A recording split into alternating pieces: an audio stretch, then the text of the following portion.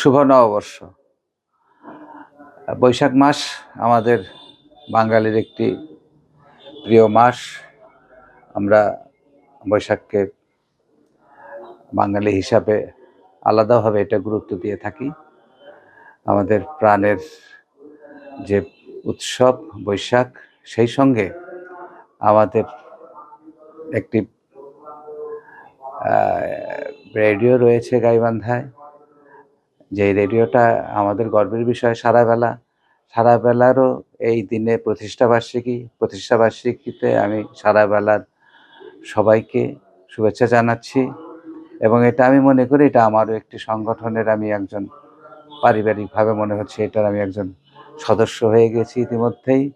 আর সারা বেলা যেই কাজগুলো করে এটা আসলে প্রশংসনীয় কাজ। আমি দেখে এসেছি প্রথম থেকেই যে সারাবেলা কি না করছে, কোথাও কিছু একটা করছে না, এটা সারাবেলাকে দেখিনি। মাঠ পর্যায়ে আমি দেখেছি কাজ করছে, শিক্ষাক্ষেত্রে কাজ করছে, সাংস্কৃতিক অঙ্গন তো আছেই, এবং তাছাড়া আমি সাংস্কৃতিক অঙ্গনের লোকজন্যই আমি কিছুটা ধন্যবাদ দিতে চাই, এবং অনেক ধন্যবাদ পাওয়ার মতো সারাবেলা কাজ করছে। যেমন অনেক গুণী শিল্পীদের নিয়ে সারাবেলা কাজ করছে, গান করছে, তাদের পৃষ্ঠপোষকতা করছে, এবং অনেক গুণী মানুষকে নিয়ে যে তাদের সারাবেলার সঙ্গে সাক্ষাৎকার হচ্ছে, এটা প্রশংসনীয় উদ্যোগ।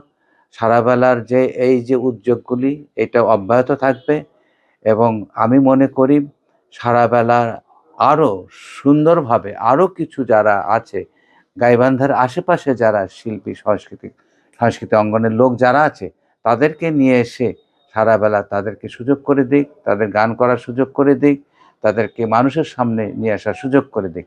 এবং আমি সারাবেলার সবসময় একজন শুভাকাঙ্ক্ষী।